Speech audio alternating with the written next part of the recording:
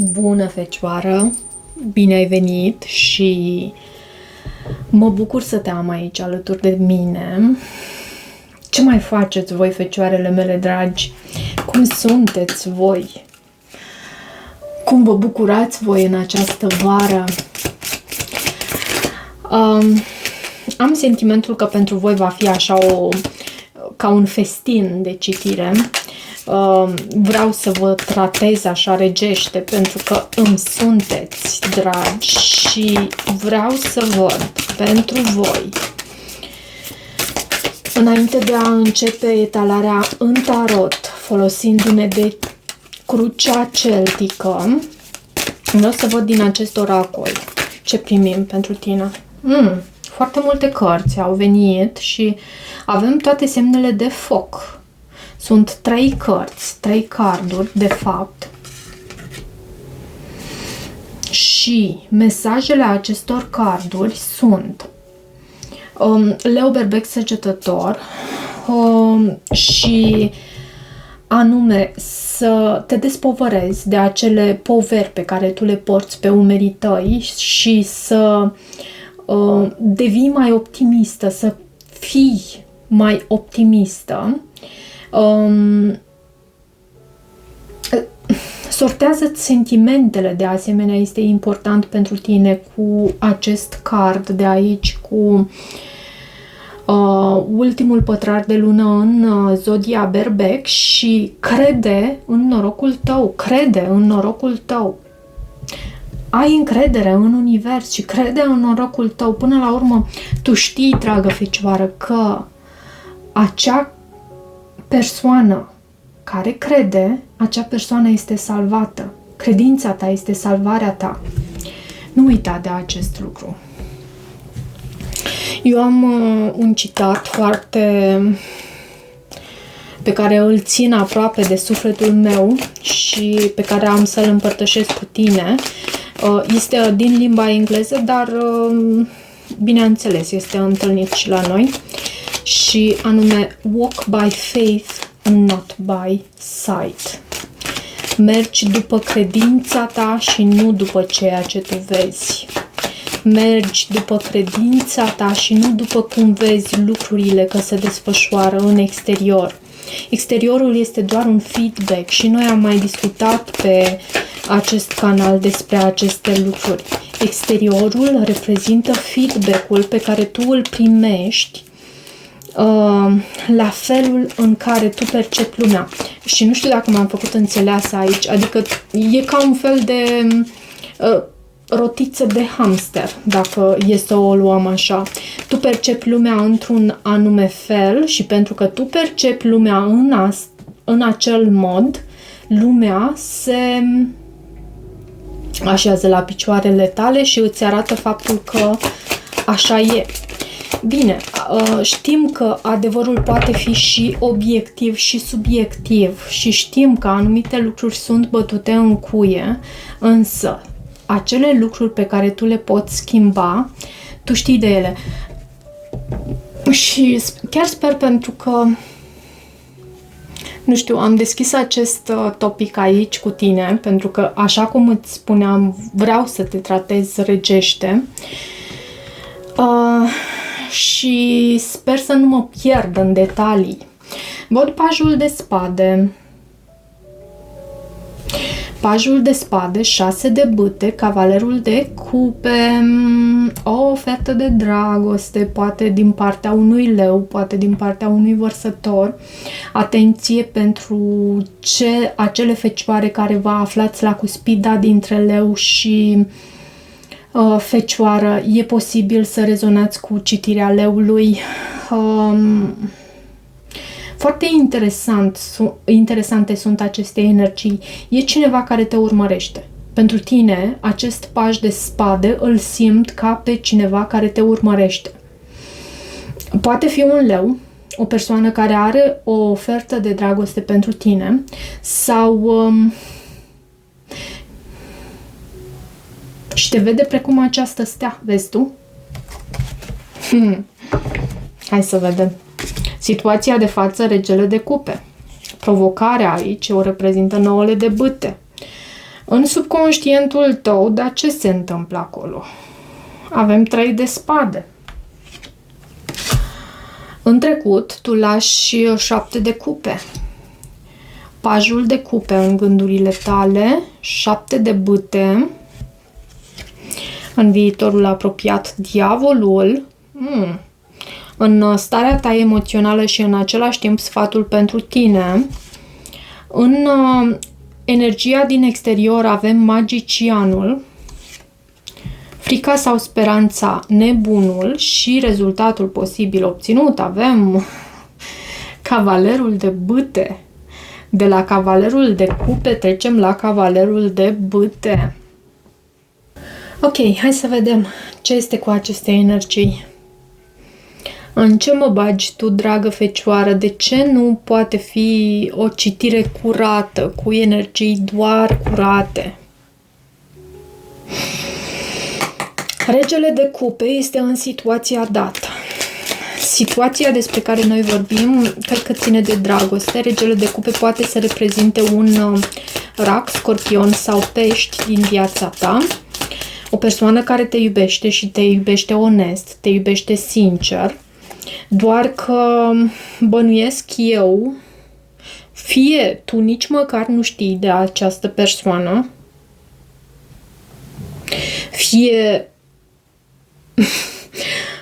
te-ai băgat sub pat și te ascunzi acolo într-un colțișor. De ce regele de cupe? Pentru că văd acest 9 de bâte, o persoană care e în gardă. De ce regele de cupe? De ce regele de cupe în situația dată? Îndrăgostiți, e cineva care are sentimente pentru tine. Profunde de iubire și e o persoană care te vizualizează, te urmărește, poate mai e cineva în viața ta, pentru că avem 2 regi deja. Și pentru asta tu e necesar să îți asculți intuiția. Văd 7 de cupe aici. Ce este cu acest 9 de bâte? Ok, avem cardul și este vorba despre 7 de monede. Da, tu cred că ții la distanță această persoană, sau nu știu dacă o ții la distanță, pentru că e posibil ca tu nici să nu știi de faptul că această persoană te place și are sentimente cu adevărat de iubire pentru tine. Poate tu ești preocupată cu totul altceva și pentru tine văd că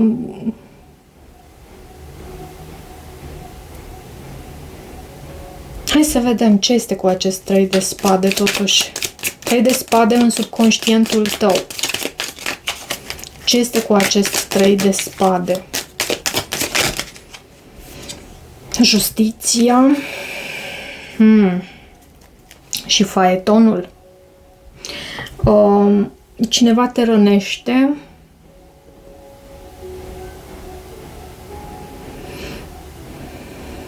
Sau există o a treia persoană.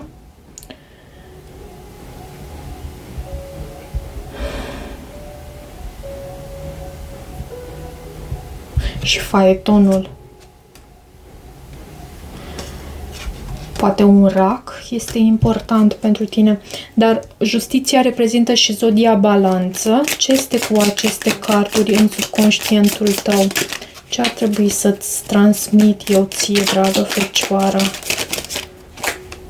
Asul de monede. E cineva pentru care tu ai un angajament serios sau... dar e o altă persoană, vezi tu? E cineva pentru care tu ai un angajament serios și eu cred că e o energie de trio aici cu acest 3 de spade. Mă îndoiesc de faptul, deși există și persoane care poate suferă profund din cauza ceva anume în această perioadă și suferința, de fapt durerea, își are rostul ei și trebuie validată și trebuie trăită.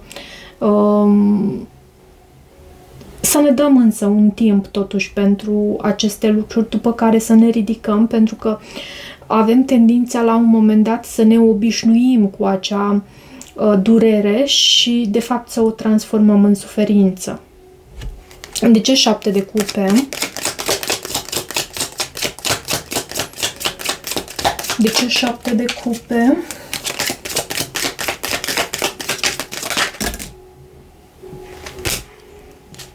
Regele de cupe, cartea moartea și 9 de spade.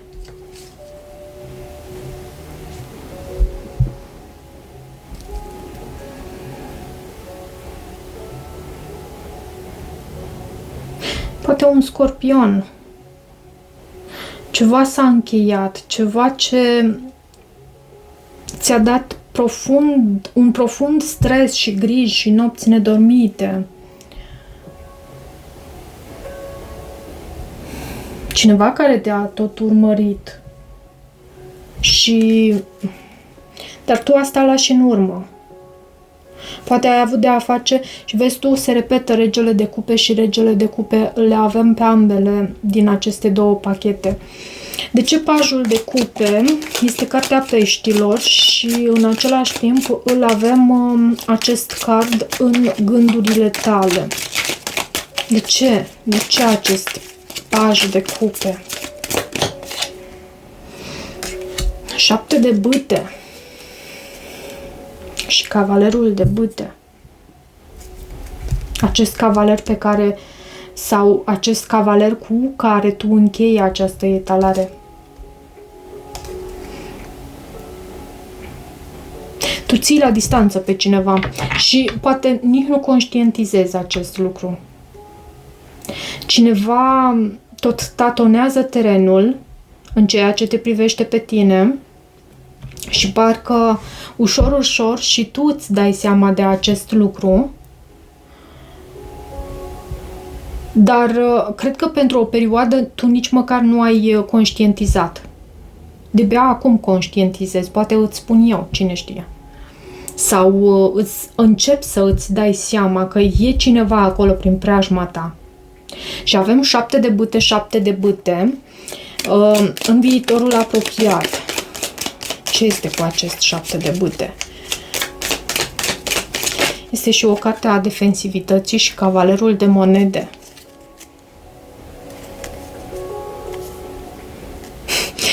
Știi cum te văd așa ca o ființă extrem de încăpățânată, care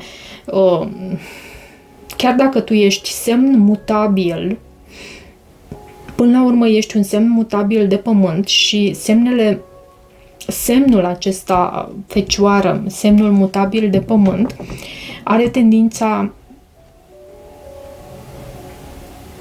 dintre semnele mutabile să fie cea mai stabilă zodie.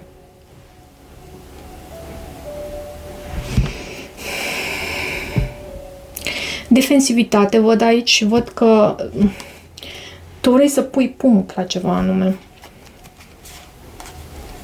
La ceea ce reprezintă mărșăvie, toxicitate. Și avem diavolul. Am ajuns la acest diavol care este în sfatul pentru tine și în același timp starea ta emoțională. Poți să ai de a face cu un Capricorn. Care e sfatul pentru tine mai întâi? Asul de spade.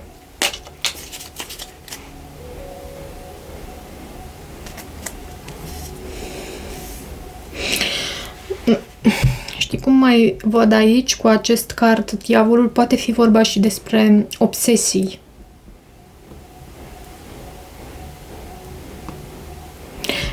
Lucruri făcute și trecute parcă până la obsesie, la extremă cumva. Și acest lucru nu este tocmai sănătos. Însă văd că tu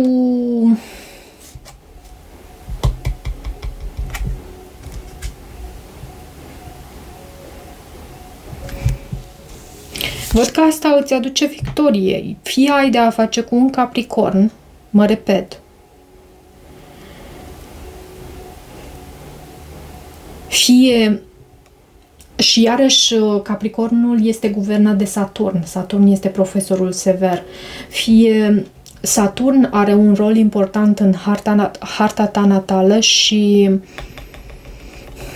te-a învățat anumite lecții și asta te va duce spre victorie, să știi. Ține cont de lecțiile pe care tu le-ai învățat de la Saturn. Profesorul sever. Ce este cu magicianul din energia care vine din exterior? Ce este cu acest magician? Magicianul, bineînțeles, poate să reprezinte un gemeni, o fecioară. Ce este cu magicianul? Te reprezintă pe tine, să știi că e felul în care tu ești văzută. Pentru că uneori aceste carduri în această poziție vorbesc despre felul în care tu ești percepută din exterior. Ești percepută ca un magician, o persoană introvertită, într-adevăr, o persoană reflexivă și o persoană care a reflectat mult asupra sa și care are niște puteri magice acum. Deține niște puteri magice. Știi cum se zice că tu trebuie să ajungi în acel punct în care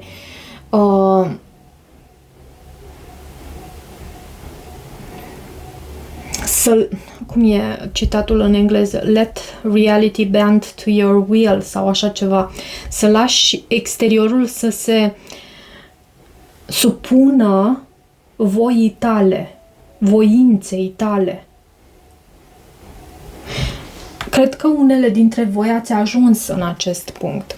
Ok, hai să vedem ce este cu acest, sau cel puțin așa sunteți percepute. De ce nebunul? Ce este cu acest nebun? Cavalerul de bâte. Ei, vezi tu, și 2 de cupe. E un parteneriat aici. E un parteneriat poate cu o persoană dintr-un semn de foc. Un leu, un berbec, un săgetător. În mod specific poate fi berbec, pentru că văd și nebunul aici. Dar e în speranța ta. Tu conștientizezi că acum cel puțin conștientizezi că se află o persoană în preajma ta. O persoană pe care tu ai cam ținut-o la distanță, chiar și din conștientul tău. Nu ți-ai dat voie să te gândești la așa ceva. Și ți-ai ascuns și ție acest lucru, cred. De ce cavalerul de bâte în rezultatul posibil obținut? Și în speranța ta, eu cred că poate fi și o frică aceasta, să știi. Poate fi și o frică de aventură. Și, pentru semnele de pământ, ce frică e de aventură, pentru că odată ce te-ai obișnuit în locușorul tău, în zona ta de confort, e atât de greu să ieși de acolo. Puterea și cartea leului.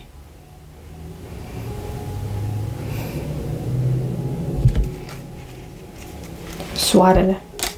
Soarele este o carte a luminii, a succesului, a adevărului.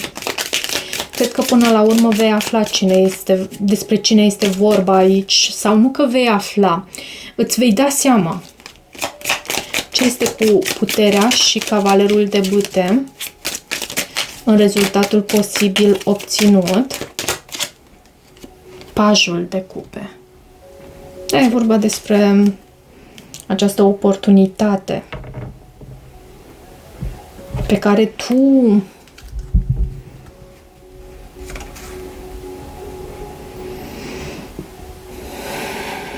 e o persoană care te urmărește, uite, văd, și e cineva care e în competiție cu altcineva pentru atenția ta. Ceva de genul ăsta. Ok, acum am să te rog să pui videoclipul pe pauză, nu știu dacă ți-am spus, cred că am uitat și de data asta, să formulezi o întrebare pentru tine, pentru că vom încerca să dăm răspunsul, să oferim răspunsul cu ajutorul acestui pachet. Eu consider acum că tu ai pus videoclipul pe pauză și voi începe să amestec pachetul pentru răspunsul la întrebarea Fecioarei. Care este răspunsul la întrebarea Fecioarei? Care este răspunsul la întrebarea Fecioarelor? Care este răspunsul pentru tine? Ok. Foarte des a repetat această carte. Fii asertiv și ascultă-ți intuiția. Fii asertiv. Nu uita de acest lucru în viitorul apropiat. Rămâi asertiv. Vezi care este interesul tău și nu doar interesul pentru că e urât exprimat. Vezi care este binele tău cel mai înalt și urmează-l, mergi într-acolo. Ok, și un sfat pentru tine din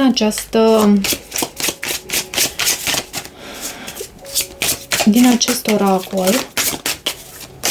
Care e sfatul pentru tine, pentru Fecioară? Care e sfatul pentru Fecioară din acest oracol? Ești special și îngrijirea de sine. Este foarte important să ai grijă de tine și, uite, dovedește-ți abilitățile. Tu ai anumite abilități și am văzut aici cu magicianul. Nu uita de acest lucru. Și ești special. Felul în care tu trăiești e unul... ești așa... Tu trăiești între două lumi cumva. Când ești în peștera ta în care te retragi și nu vrei să auzi de nimeni, dar în același timp știi și să fii în lume cu cei din jurul tău, cu cei pe care tu îi iubești. Ai momentele tale în care ai nevoia ta de introspecție. Hai să vedem din oracolul frunzelor de ceai ce primim pentru Fecioara. E timpul să lași o situație, să pleci dintr-o anumită situație. Avem găleata aceasta vărsată. Să lași în urmă ceva anume. Ok. Încă. Mai vreau pentru tine, Fecioară. Ok.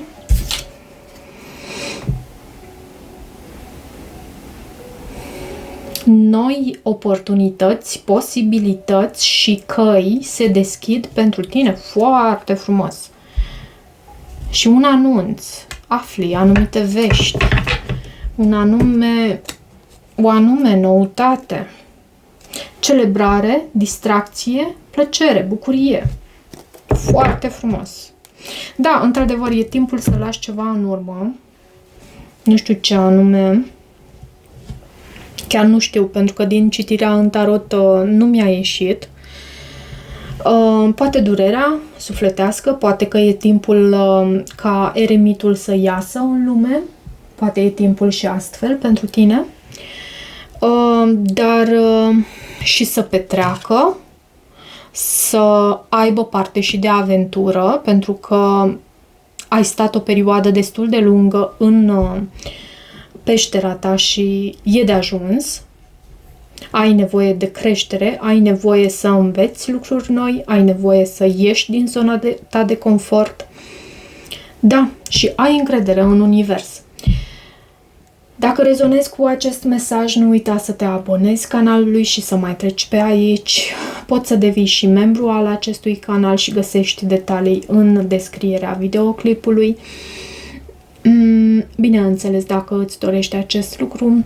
De asemenea, pentru citiri private mă găsiți la numărul de WhatsApp sau pe e-mail. Vă mulțumesc și toate bune!